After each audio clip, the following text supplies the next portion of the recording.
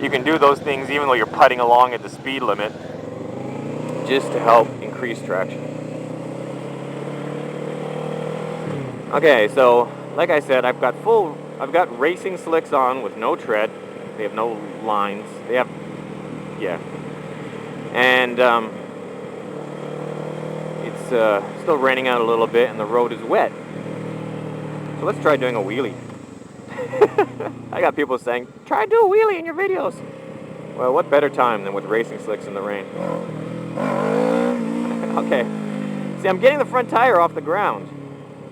I got it off like an inch or two there, which is not a proper wheelie. But to be perfectly honest, I don't want to get it up too high, because if I get it up too high and then the rear breaks traction, the front's gonna drop back down, and if the front, when it hits the ground unexpectedly, if it loses traction, then I lose the bike.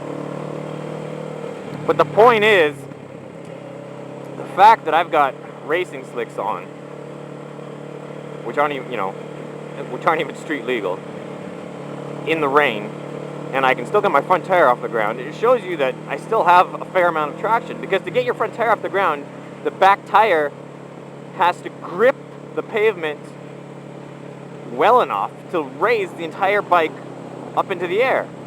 And that takes a good amount of traction. Like, if you were to imagine if I had like shitty hard rubber tires on the back, what would happen? They would just spin. I would just kind of like do like a rolling burnout or something. I would just break traction. And I've seen that. I've seen that on like, I've seen like muscle bikes, like guys with VMAXs and whatnot, and they put like touring tires on them that can last a long time and are therefore fairly hard rubber. And on dry pavement, they just give it gas, and the back end will break traction, and they'll smoke the tires. And so here they are on dry pavement, and they've got less traction than I do in the rain with racing slicks.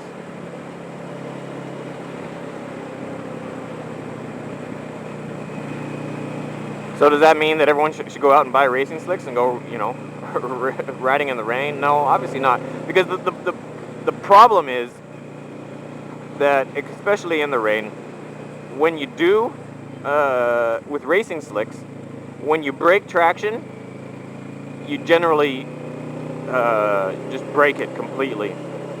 What do I mean by that? What I mean is, if I had regular street tires on, I might be like taking a corner and the tire would slip for a bit and then catch again, or I might give it gas a bit too hard and I'd feel it break traction a little bit, and then I'd be like, okay, I'm starting to get to the point where I'm having no traction. But supposedly, with race tires, you either have traction or you don't. It's like a light switch. 1 second you're riding along fine, no warnings, everything feels good. Next second, you're waking up in the hospital and asking the doctor why you can't feel your legs.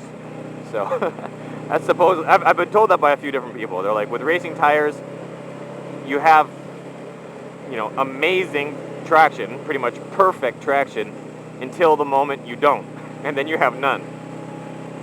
And it's like, okay, that's confidence inspiring. But with regular tires, you often get you'll get warnings, and I felt that on the racetrack, like.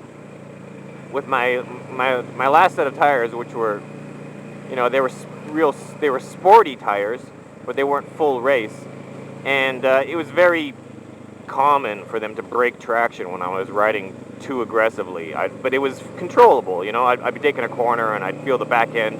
I'd lose the back end for an inch or two, and I'd feel it, like, okay, I'm breaking traction. I need to slow it down a bit. I need to, you'd get some kind of warning.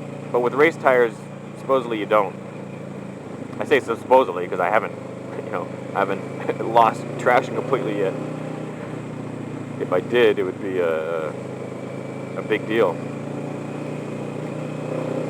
But I've heard it from a few people, and I've seen it on the racetrack when the racers go down, and then.